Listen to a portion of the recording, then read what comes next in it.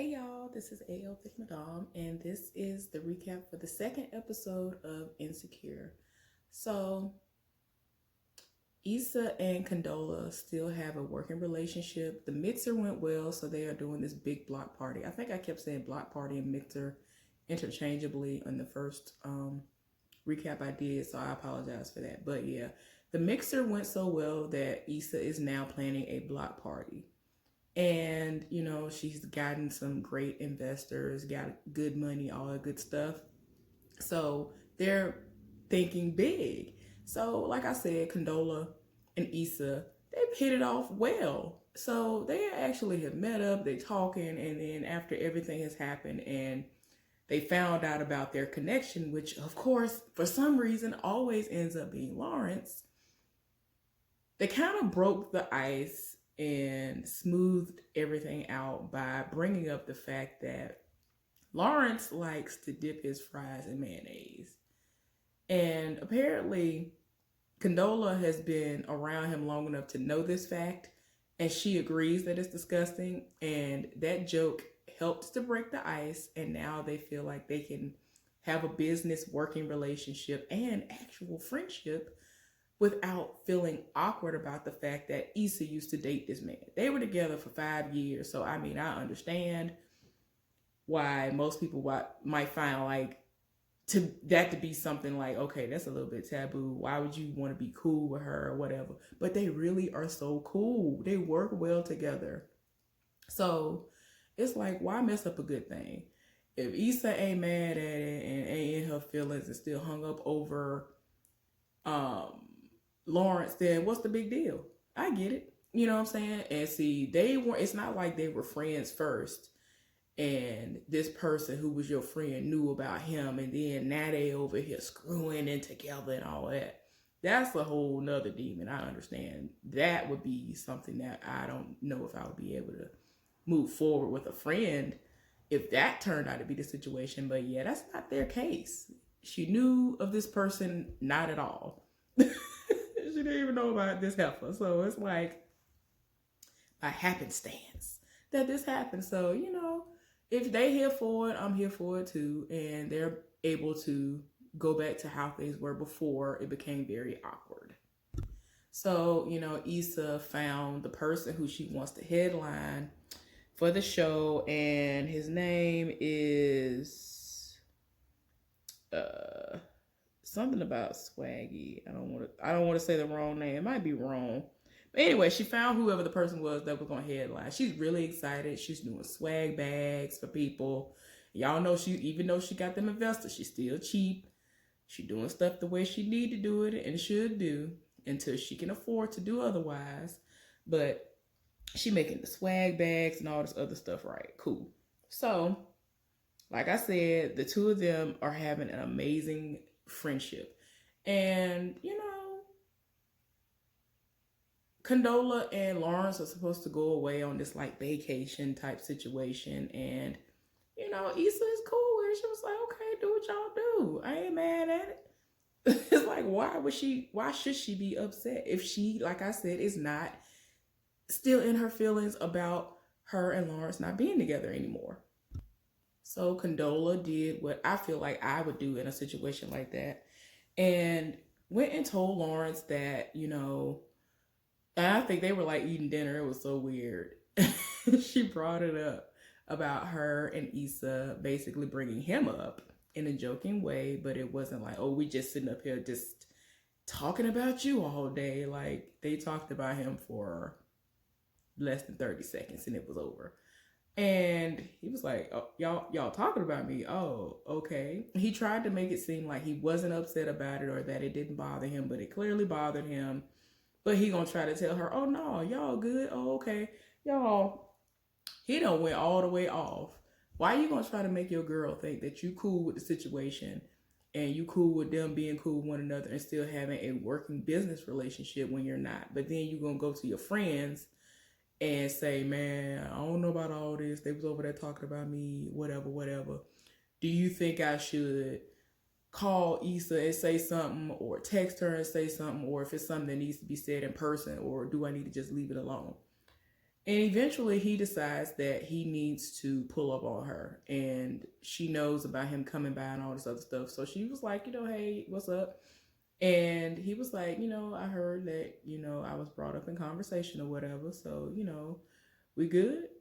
And she was like, yeah, everything's cool. I like her. We ain't got no issues. And you don't have to worry about us. It was just something that we had to do to break the ice. That's all it was. We good. Cool. So Molly is still in her feelings about how things went with Andrew. So she wanted to link up with him because in her mind, she's like, okay, it seems like the only time he want to link up with me is when he want to have sex with me. We don't never have no serious conversations. And I feel like we can go there. So I don't understand why it doesn't happen. So she had a plan put in place. She was going to invite him over to her place. She was going to cook. They were going to talk. Nothing was going to go down. Okay, that's how she feels like the situation is going to go. So eventually, they do meet up. And he think it's finna be nasty time. It's finna be, we finna have sex like we normally do. And so she was like, I invited you over so that we can talk. I'm cooking. And I think she was cooking some gumbo. And I was like, yes, Lord. Y'all ain't had no good gumbo in so long. Lord, I was in college the last time I had gumbo. Gumbo is delicious. It's cold right now. And I wish I had some gumbo. Gumbo hits the spot. I'm sorry, y'all. Excuse me. Anyway. Y'all, if you never had gumbo. Oh, Lord, if you never had gumbo, I'm sorry. I had to have that flashback. Anyway. So, y'all, he's sitting up here. He ain't really interested in all that. He's just trying to have sex real quick and go to this, music situation, this concert. And so he was like, you sure you don't want to leave so we can go to this, concert, go to this music session. And so she was like, no, I'm good where I'm at. And he basically just up and left. And I'm like, she cooked a meal. Like, what is going on here? Like, y'all, I would be done. But she really likes him. And I'm like, girl, why you trying to act like you don't like him like that? Why? Okay, so what I forgot to mention was Issa and her friends all were at this Halloween party gathering or whatever. They had all dressed up how they was gonna dress up for Halloween, right? And this is including the pregnant heifer, Tiffany. They're all there and they actually start talking about Andrew. Issa and I think Tiffany. Issa and Kelly. They feel like Molly was just coming up with stuff to try to find wrong with Andrew. And it's like, no. Because normally that is kind of what she does. But it's like when you needed to find some stuff wrong early on when it came to Dro, which I don't know what you saw in him. Some of y'all know how I feel about Dro. Some of y'all know how I feel. We've already discussed that. Y'all already know. Hey, y'all. Go ahead, go down in the comment section if you know what I'm talking about. I'd have brought that up before. I did not understand. I was tired. But anyway, when you need to have all these red flags and for you to really be in your feelings and to overthink for real and be like, is this really something I need to be doing? You don't. Dro was the main situation. You should have been like, nah, bruh, off rip. But you was all up and through it. And you knew the situation. And he was trash. And with Andrew, he wanted you from jump. You was like, nah, I don't see you like that. And I feel like it was the race situation at first. Then she became comfortable with that. And now it's like, whoa, I don't know what I want. I'm trying to play myself and say, I don't want this. But what I really do want is that. And I know he could give it to me. But since I want to play that card, he out here dating everybody else. So he actually is dating other people. And she in her feelings, and she thinking she finna be the only one, and she ain't. Because she didn't make it clear from the jump. You got to make it clear. Can't just sit up there and think it's going to be what it's going to be. So anyway, Issa is done with TSA Bay. They had sex one last time or whatever. And, he understood it. He knew it was what it was. And it was another awkward situation. The way they had sex, I was like, I'm done. Why are y'all doing this? But yeah, So that's when Molly ended up, deciding that she wanted to have that one-on-one date, very personal moment, and old boy left and went to go and see the music performance over actually staying with her and trying to get to know her and having one-on-one conversations and being deep and getting into deep conversations like Molly wanted. So Molly was in her feelings at the house. She trying to call everybody, text everybody. Nobody's available. Issa is actually checking out the artist that she wants. She saw her number pop up. She was tempted to answer the phone, but she just texted her back and told her, hey, I'm at this event. It's really loud in here. I'm going to hit you back when I'm done. And, she's just in her feelings. Ain't nobody for her to talk to. She can't even vent to nobody about the situation. So she just feels alone and in her feelings. So if things aren't awkward enough, Molly and Issa, they're in a strange place to the point of where Molly received a phone call from Andrew and he apologized for the way things went. And she went so far as to lie about who she was even on the phone with to Issa. And it's like, y'all supposed to be really close friends. Why would you lie? And she in her feelings because her and Canola are really, really cool. Like, it's crazy.